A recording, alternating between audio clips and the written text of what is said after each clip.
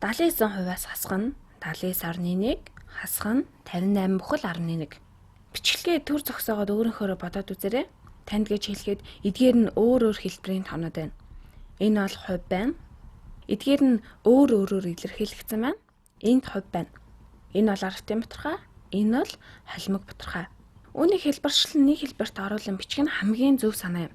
Бүгднгийн арвтын батархай хэлбэрт шилжүүлбэл амарх юм байна. За ингээд хийцгээе. 79% гэдэг бол 100-аас 79 гэсэн үг. Хэрвээ үүнийг батархай хэлбэрээр бичихийг хүсвэл 100-ны 79 болно. Харин арвтын батархай хэлбэрээр бичвэл 0.100-ны 79 болно. Харин 79.1 бол арвтын батархай хэлбэрээр бичигдсэн байна. Энд дахиад бичье. Хасах нь 79.1. Тэгээд 58 бүхэл 11. 11 гэдэг бол 0.1-тэй тэнцүү. Хасах нь 58 бүхэл 11. Эсвэл 58.1. Ингээд бүгдээрээ адилхан хэлбэртэй боллоо. Одоо бодолтой хий. Эхний тоо бол босоод хоёр тоог бодвол үнэхээр бага тоо байна. Маш бага эерэг тоо. Нэгээс бага. Хасах нь харьцангуй их тоо байна. Тиймээс хариу бол сөрөг гарах нь. Энд бага зэрэг ойлголт өгвөл би яах гэж байна гэхээр сөрөг тэмдгийг нь аваад бодно. Бага зэрэг хэлбэрхэн болговол сөрөг тэмдгийг хаалтнаас гаргана. Ийм аргаар бодъё. Сөрөг тэмдгийг хаалтнаас гаргавал энэ сөрөг тоо болно. Энэ мөн эерэг тоо болно. Шалахыг хүсвэл сөрөг тэмдгээр хаалт задлж болно. Үүнийг сөрөг нэгээр үржүүлнэ. Энэ бол эерэг тоо. Үүнийг сөрөг нэгээр үржүүлвэл энэ сөрөг тоо. Мөн үүнийг сөрөг нэгээр үржүүлвэл сөрөг тоо гарна. Тэгэхээр энэ хоёрын илэрхийлэл үнэндээ адилхан.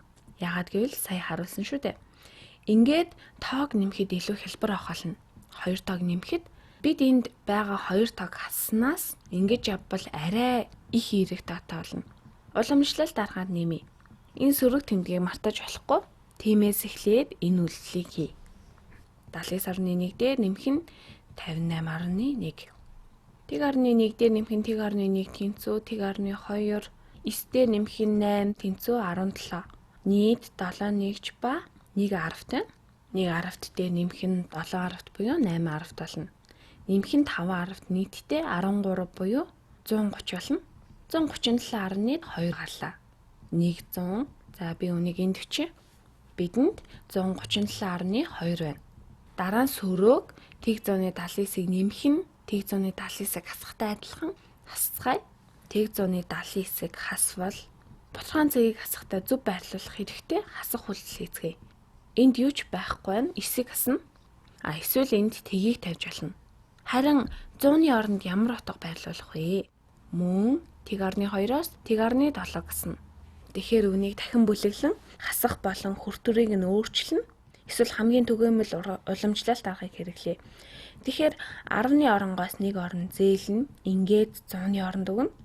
1.10-ны орон бол 10 ширхэг 100-ны оронтой тэнцүү. Тиймээс 10 100-ны ороноос 9 100-ны ороныг хасвал 1 100-ны орон болтно. Одоо 10-ны орон тооцъё. Энэ мөн л хүрэхгүй байна. Тиймээс 1-ийн оронгоос 1 орон зээлнэ. Ингээд 1-ийн орон 6 болно. 1-1-ийн орон бол 10 10-ны оронтой тэнцүү. Тиймээс 11 10-ны оронтой болно. 11-ээс хасах нь 7 тэнцүү 4. Энд батархаан цагийг тавина. 6-аас хасах нь тэг тэнцүү 6. Ингээд 13-ыг энд тавина. Ингээд хаалтан дээсэн бүх утгыг бодлоо. Хаалтны гадна хасах тэмдэг байгаа.